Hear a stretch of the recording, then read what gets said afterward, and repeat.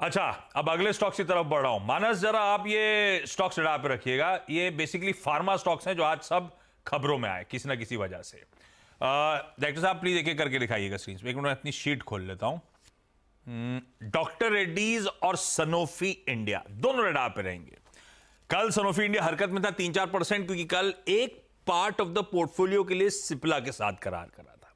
आज दूसरा एक और डोमेस्टिक दिग्गज के साथ करार का अपडेट है, मतलब कल शाम को आया डॉक्टर रेड्डीज के साथ। दोनों एक्सक्लूसिव डिस्ट्रीब्यूशन पार्टनरशिप में उतर रहे हैं।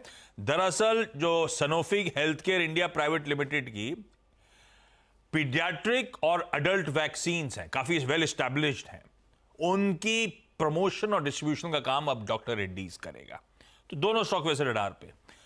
एल्केम लेबोरेटरीज, इसके बद्दी फैसिलिटी को यूएस एफडीए ने, यानी कि अमेरिकी रेगुलेटर ने उसकी जांच करी थी।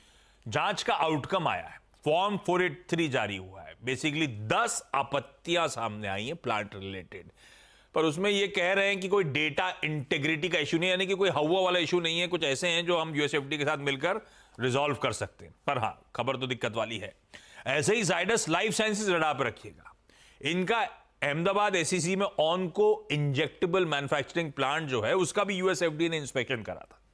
4 आपत्तियां सामने आई हैं और यह भी कह रहे हैं उसमें डेटा इंटीग्रिटी रिलेटेड इशू नहीं है, मतलब जिसमें पेज फंसने का डर हो, ऐसा इशू नहीं है, लेकिन आपत्तियां जरूर सामने हैं। और फिर बायोकॉन रखिए रडार पे। ये सब फार्मास्यूटिकल रडार पे है। यूके की रेगुलेटर जो है एमएचआरए, उनसे अप्रूवल मिला है, एक कॉम्प्लेक्स फॉर्मुलेशन है उसका।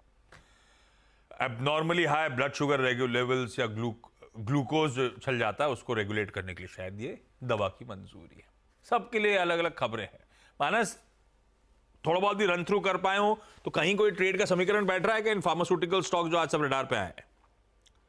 देखिए, इनमें से 2 स्टॉक पे ध्यान दीजिए। एक तो सनोफी इन्वेस्टमेंट के तौर पे, क्योंकि सनोफी में स्टॉक ने बॉटम बनाया है 200 मूविंग एवरेज के आसपास, और वहीं पर 50 वीक मूविंग एवरेज भी आता था। पैटर्न पॉजिटिव है और आपको यहां से एक मीनिंगफुल बाउंस बैक देखने को मिल सकता है, जिसमें शायद 8600 तक के भाव पोजिशनल बेसिस पे आने वाले 1 से 1.5 मंथ में देखने को मिल सकते हैं।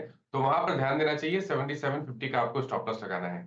दूसरा स्टॉक यहां पर नजर रखनी है केवल, बायोकॉन। देखिए, बायोकॉन कल 200 मूविंग एवरेज स्टॉक ने रीगेन किया था, लेकिन वहां पर सस्टेन नहीं हो पाया। आज अगर पॉजिटिव न्यूज के चलते ये एक बार 265 के ऊपर निकले तो खरीदारी करने के मौके होंगे। उसके ऊपर खरीदारी करेंगे 260 के स्टॉप लॉस से 275 के टारगेट के लिए। ओके, ये हो गए आपके स्टॉक्स जो फार्मास्यूटिकल स्पेस के रडार पे। एक और था, उसको मैंने साथ में मेंशन नहीं करता क्योंकि उस पर एक ऑलरेडी ट्रेड हम लोग राइड कर रहे हैं। गावस्कर का आज का प्रेफर्ड पिक वो है ऑरोबिंदो फार्मा। यहां पे खबर थी एमआर कुमार साहब को बतौर चेयरमैन 1 अप्रैल से अपॉइंट करा गया है। एमआर कुमार साहब जो थे पहले एलआईसी के चेयरमैन रह चुके हैं 2019 से लेकर 2023 तक, और फिलहाल कई सारी कंपनी जैसे कि अंबुजा सीमेंट्स के वगैरह डायरेक्टर वगैरह है। और बिंदो फार्मा इसीलिए भी रडार पे है। खैर, चार्ट पे समीकरण तो गावस्कर को वैसे ही पसंद आ रहे थे। अब आइए अगले लेग ऑफ स्टॉक्स में। ये सब आईटी कंपनीज हैं। सचिन, जरा टाटा एलेक्सी खासतौर पे आप जरा टटोल के रखिएगा, या पर्सिस्टेंट, जो समझ में आए। 3 आईटी कंपनी दरअसल आज न्यूज पैक्स के चलते रडार पे। टाटा एलेक्सी, इसने एक ड्रेगर नाम की कंपनी है जो मेडिकल और सेफ्टी टेक्नोलॉजी की एक ग्लोबल लीडर है, उसके साथ कोलैबोरेशन का अनाउंसमेंट करा है। दोनों भारत में मिलकर एडवांस क्रिटिकल केयर इनोवेशंस के लिए कोलैबोरेट करने जा रहे हैं। इस कोलैबोरेशन के अंतर्गत ड्रेगर जो है वो अपना आरएनडी प्रेजेंस एस्टैब्लिश करेगा, एक न्यू ऑनशोर डेवलपमेंट सेंटर खोलेगा टाटा एलेक्सी की पुणे फैसिलिटी में। सचिन के घर से कितनी दूर है पूछ लेंगे अपन लोग। तो बेसिकली दोनों मिलकर भारत में मेडिकल और सेफ्टी टेक्नोलॉजी पे अलग अलग इक्विपमेंट, मेडिकल इक्विपमेंट वगैरह बनाएंगे। अच्छी खबर है भाई, ऐसी साइंट को लेकर अच्छी खबर है। जर्मन ओरिजिनल इक्विपमेंट मैन्युफैक्चरर है डॉयशे एयरक्राफ्ट, उसके साथ इनकी स्ट्रैटेजिक पार्टनरशिप हुई है। ये दोनों मिलकर 40 सीटर एक रीजनल टर्बोप्रॉप एयरक्राफ्ट होता है। गावस्कर बताएंगे कैसी टेक्नोलॉजी है ये। 40 seater D328 eco regional turboprop aircraft, उसका रेयर फ्यूसलाज सेक्शन पे डिजाइनिंग का काम करेंगे, डिजाइन फॉर मैन्युफैक्चरिंग का काम करेंगे। और पर्सिस्टेंट सिस्टम इसीलिए सिर्फ क्योंकि आज एक्स डेट है, इसने स्टॉक स्प्लिट अनाउंस करा था, आज एडजस्टमेंट स्क्रीन पे प्ले आउट होगा। ₹10 की फेस वैल्यू वाला 2 स्टॉक्स में टूट जाएगा ₹5 रुपए की फेस वैल्यू वाले। सचिन, टाटा एलेक्सी कैसा लग रहा है, या कोई सा भी जो हमने चर्चा करी उनमें से कोई कैसा लग रहा है? आशीष जी, दोनों स्टॉक्स काफी इंपॉर्टेंट सपोर्ट जोन पे है। दोनों ने अच्छे करेक्टिव्स कंप्लीट किए हैं। एंड कहीं जाकर परसिस्टेंट में जिस तरीके से डेटा है, अभी फ्रेश लेवल जो यहाँ पर नजर आ रहा है 4000 के आसपास, एक अच्छा बेस बन सकता है। एक अच्छी ग्रेजुअल करेक्शन यहाँ पर मुझे लग रहा है कंप्लीशन पे है। तो इमीडिएट बेसिस पे अगर खरीदारी करनी है तो फर्स्ट प्रेफरेंस परसिस्टेंट ही होगा। एंड टाटा एलेक्सी में भी काफी समय से एक अंडर परफॉर्मिंग डिस्प्ले किया है, बट जिस तरीके से अपने 200 डे एक्सपोनेंशियल मूविंग एवरेज के आसपास थोड़ी सी प्राइस स्टेबिलिटी आ रही है, तो मुझे लग रहा है ट्रेडिंग के लिहाज से भी यहाँ पर थोड़ा सा मोमेंटम इंटरेस्टिंग होगा। 7900 के आसपास के स्विंग्स बनने की प्रोबेबिलिटी ज्यादा लग रही है। एंड एक अच्छा बेस यहाँ पर 7500 के आसपास स्टैब्लिश्ड है। तो आई थिंक 7530 के स्टॉप लॉस के साथ यहाँ पर लॉन्ग पोजिशन बनाने में कोई हर्ज नहीं है। जैसे ही ये लेवल निकल जाता है 7900 का, मुझे लग रहा है उसके बाद एक अच्छी ट्रेंड रिवर्सल रैली इस पर्टिकुलर स्टॉक में एग्जिबिट हो सकती है। तो फिलहाल दोनों स्टॉक्स अपने इंपॉर्टेंट सपोर्ट जोन्स के आसपास है। एंड मुझे लग रहा है कहीं जाकर एक पॉजिटिव एक्शन की उम्मीद की जा सकती है। अच्छा, ब्लॉक डील हुई है एक श्रीराम फाइनेंस में, ये आउट ऑफ सिलेबस हो गई ब्लॉक डील। ये एक्सपेक्टेड नहीं था, लेकिन 1427 करोड़ का आज से इंडेक्स में आ रही है। निफ्टी का स्टॉक होगा आज से। इंटरेस्टिंग है कि आज ये स्टॉक कैसे रिएक्ट करेगा। 2386 मतलब मार्केट प्राइस पर ही हुई है block deal. Very interesting. Block window में एक ट्रांजैक्शन होता हुआ। ये गावा सर, ये रीजनल टर्बो प्रॉप एयरक्राफ्ट क्या होता है? एयरक्राफ्ट होता है, एक जगह से दूसरी जगह होता है। प्रोपेलर होता है, अब इसमें कोई नाम डाल दो, खत्म बात।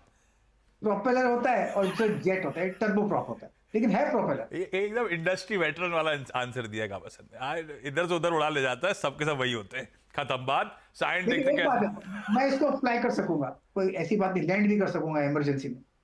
बस परफेक्ट है। तो मामला फंसेगा तो अपन गावा सर होंगे अपने लिए। ये याद करना। साइंट अगर उड़ रहा हो तो घबराइएगा नहीं, गावा सर से चेक ले लेंगे उसका, लेकिन वो कंटिन्यूस सेशन में देखते हैं कितना उड़ता है। बीएचईएल बहुत तरीके से डिस्कशन हो चुका है, क्विकली बता देता हूं। वीरू की स्क्रीन पे दिख रहा है, वीरू की स्क्रीन पे अब देखिएगा, आपको मुस्कुराहट भी आती हुई नजर आएगी। लेकिन ये ऑर्डर मेरे ख्याल से हरिद्वार नहीं जाएगा, ये झांसी या भोपाल आएगा। 2 into 800 megawatt Raigarh phase 2 thermal power plant के लिए अदानी पावर से ऑर्डर मिला है। वीरू, ये तो वहां नहीं जाएगा ना? नहीं, आप मुस्कुराइए, भोपाल जाएगा ये। है, ये भोपाल जाएगा। ठीक है। और साथ में आईसीआईसीआई सिक्योरिटीज रख लीजिएगा रडार पे, जिसमें वो हमने बहुत अच्छे से चर्चा कर ली, उस पर अब डिस्कशन की जरूरत है नहीं, लेकिन जो मर्जर है उसका अप्रूवल आ गया है।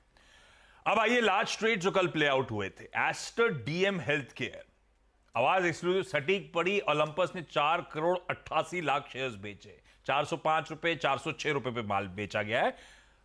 कल स्टॉक बहुत पिटा है, पर चेक इन इंटरेस्टिंग लोगों ने करा है। स्मॉल कैप वर्ल्ड फंड ने करीब 50 lakh shares, SBI mutual fund ने करीब 77 लाख शेयर्स, निपॉन इंडिया ने करीब 1 करोड़ शेयर्स, आईसीआईसीआई प्रू ने करीब 80 to 83 लाख शेयर्स। ये है list of buyers. Sami hotels में दरअसल एक लार्ज ट्रेड हुआ। इसमें एक पब्लिक शेयर होल्डर है ब्लू चंद्रा पीटी, इसने 1 करोड़ शेयर्स बेचे थे, लेकिन सोसाइटी जनरल और एशिया पैसिफिक इक्विटी फंड ने पूरा माल एब्जॉर्ब कर लिया। ये भी रडार पे। ऐसे एक लार्ज ट्रेड इथॉस नाम की कंपनी हुआ है, वो वॉचेस के जो लग्जरी आउटलेट चलाती है। इसके प्रमोटर केडीडीएल ने कल 4 लाख शेयर्स बेचे, करीब 4 lakh shares. Invesco mutual fund ने लार्जली सारा एब्जॉर्ब कर लिया, 3 लाख से ज्यादा शेयर्स इन्वेस्को एमएफ ने खरीद डाले। ये लार्ज ट्रेड वाली कहानी हो गई। अब बहुत सारे इंपॉर्टेंट बाकी स्टॉक्स की न्यूज है, क्विकली रन थ्रू कर देता हूं। एसआरएफ और कामा होल्डिंग्स दोनों रडार पर रहेंगे। एसआरएफ की प्रमोटर है कामा होल्डिंग्स। कल कामा होल्डिंग्स ने एसआरएफ के 6.25 लाख शेयर्स 175 करोड़ रुपए के बेच दिए। पीसीबीएल के बोर्ड ने फंड रेजिंग को मंजूरी दे दी है। प्रमोटर्स को 1 करोड़ 60 लाख वारंट्स 280 पर वारंट पे दिए जाएंगे। 264 पे स्टॉक चल रहा है। एमसीएक्स सेबी ने वापस भेजा है, ये कहा है कि रीडू करें एमडी सीईओ के अपॉइंटमेंट प्रोसेस को और एक फ्रेश एप्लीकेशन सबमिट करें। अल्ट्राटेक सीमेंट ने कहा डी बॉटलनेकिंग कर रहे थे, 2.4 एमटीपी कैपेसिटी ऐड हो गई है। लोकेश मशीन्स को मिनिस्ट्री ऑफ होम अफेयर्स से, गवर्नमेंट ऑफ इंडिया से आर्म्स लाइसेंस मैन्युफैक्चरिंग और इन हाउस प्रूफ टेस्टिंग की मंजूरी मिली है। GOCL कॉर्पोरेशन ने हैदराबाद में अपनी जो जमीन है उसके लिए करार करे हैं। कर्नाटका बैंक QIP का भाव तय कर दिया 227 रुपए पर शेयर। NLC इंडिया कल बोर्ड मीट थी, ECB के जरिए $600 मिलियन जुटाने की। बोर्ड ने उस प्रपोजल को डिफर कर दिया है। नवीन फ्लोरीन GST नोटिस है ऑलमोस्ट 38 करोड़ का और पेनाल्टी भी इक्विवेलेंट 38 करोड़ रुपए की, प्लस ब्याज लगेगा अलग। कैरी कंटेस्ट करेंगे I am assuming. JSW energy की बोर्ड मीट है 2 अप्रैल को। फंड रेजिंग होनी है, शायद ये सिक्योरिटी इशुएंस के थ्रू है, इसीलिए इंपॉर्टेंट है। शैले होटल्स का QIP कल खुल गया, 1200 करोड़ रुपए रेज करने की तैयारी कर रहे हैं। और मुक्का प्रोटीन जो हाल की लिस्टेड कंपनी थी उसका आज रिजल्ट आएगा। इस बीच नीचे एक और अपडेट चल रहा था, मेरे ख्याल से कल्पतरू प्रोजेक्ट को कोई ऑर्डर बैग हुआ है, उसको भी रडार पर रख लेंगे। चलिए, इस नोट पर मोटा मोटी मुनाफे की तैयारी समेटने का समय हो गया। सब कुछ चर्चा में आ चुका है लार्जली।